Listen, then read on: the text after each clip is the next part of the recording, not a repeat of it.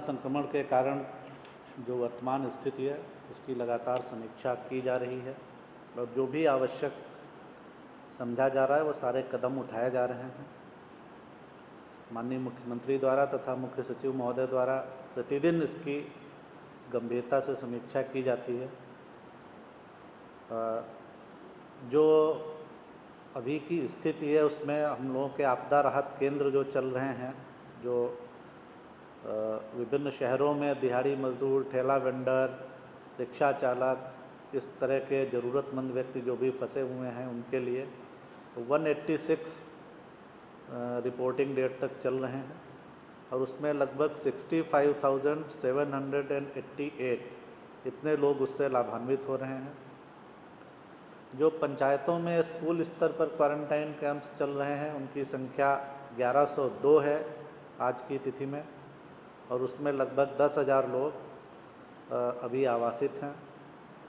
जो block quarantine centre हैं, जो ये बाहर से प्रवासी मजदूर या अन्य व्यक्ति जो आ रहे हैं तो उनको पहले स्टेशन से स्क्रीनिंग करके संबंधित जिला मुख्यालय ले जाया जा रहा है और वहाँ से उनको ब्लॉक क्वारंटाइन सेंटर में आवासित किया जा रहा है और ऐसे केंद्रों की संख्या आज 3232 यानी 3232 इतने ब्लॉक स्तरीय क्वारंटाइन सेंटर आज फंक्शनल हैं और इनमें लगभग अभी 19,123 लोग आवासित हैं। जो हम लोगों को बाहर से मैसेजेज और कॉल्स बाहर लॉकडाउन में फंसे लोगों से आ रहे हैं उनकी संख्या बढ़ के 1,78,000 हो गई है और इनमें करीब 17,74,000 लोग सम्मिलित हैं। मुख्यमंत्री विशेष सहायता जो दी जा रही है वो जैसा मैंने बताया 19,46,000 लोगों को ये राशि अभी तक उनके खाते में एक्चुअली ट्रांसफ़र की जा चुकी है। हम लोगों ने एक ये भी आंकड़ा लेने की कोशिश की है कि लगभग कितना एम्प्लॉयमेंट जनरेशन हुआ है इस अवधि में, लॉकडाउन की अवधि में।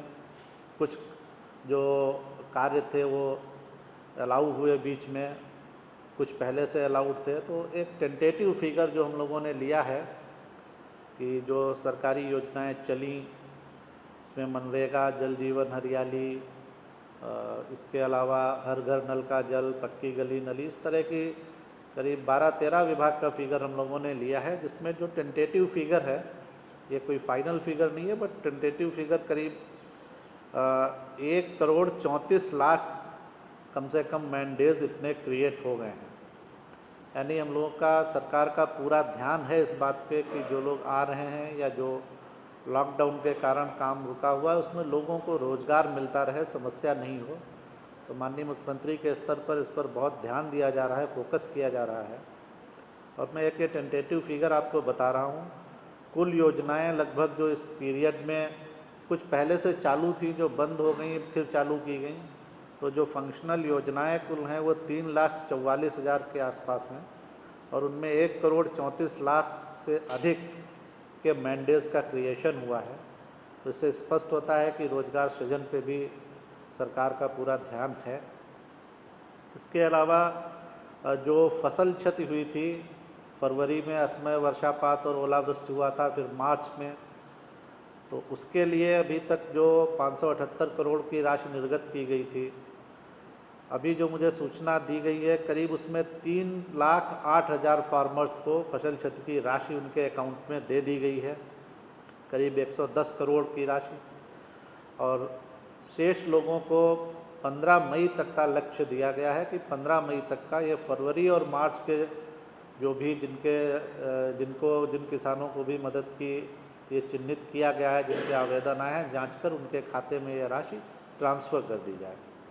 इसके अलावा आप अवगत है कि अप्रैल महीने में भी असमय वर्षापात हुआ, कई जिलों में उससे नुकसान हुआ, तो उसके लिए कल कैबिनेट में 151 करोड़ से कुछ ज़्यादा की राशि स्वीकृत की जा चुकी है, उसके लिए भी प्रक्रिया शुरू होगी।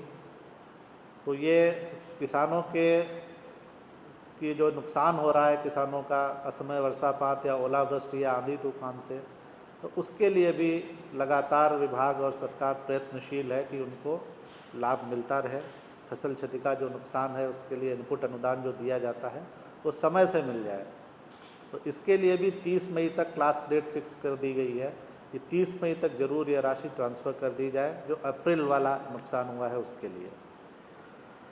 राशन कार्ड धारियों को जो हम लोग 1000 रुपये की राशि परिवारों को दी जा रही है वो लगातार संख्या बढ़ रही है। अभी तक 1,21,00,000 परिवारों को ये राशि ट्रांसफ़र हो गई है और शेष को भी बहुत जल्दी ही करीब 18 लाख और डाटा हम लोगों के पास आ गया है। तो ये बहुत तेज़ी से राशि ट्रांसफ़र की जा रही है। जो ट्रेन्स चल रही हैं प्रवासी मज़दूरों और श्रमिक भाइयों को लाने के लिए या अन्य जो लॉकडाउन के कारण लोग फंसे हुए हैं उनको लाने के लिए, तो आज 24 ट्रेन हम लोगों के यहाँ आ रही हैं। मैं जैसा कल मैंने शेयर किया था ग्रुप पे, आज भी मैं डिटेल्स पूरा शेयर कर दूंगा आपको व्हाट्सएप ग्रुप पे। और कल के लिए 20 ट्रेन आने की सूचना है कल भी, और 24 ट्रेन के आ जाने की सूचना है। तो ये डिटेल्स मैं आपको शेयर कर दूंगा। बिहार के आधुनिक अस्पतालों में से एक NSMCH multi speciality 350 bedded hospital, अनुभवी डॉक्टर एवं ट्रेन्ड पैरामेडिकल स्टाफ, विश्व स्तरीय सुविधाओं के साथ अत्याधुनिक ऑपरेशन थिएटर, ICU, NICU, निशुल्क OPD परामर्श, 24 घंटे इमरजेंसी सर्विसेज और जटिल गर्भावस्था का इलाज। Netaji Subhash medical college and hospital, Amhara, Bihta, Patna.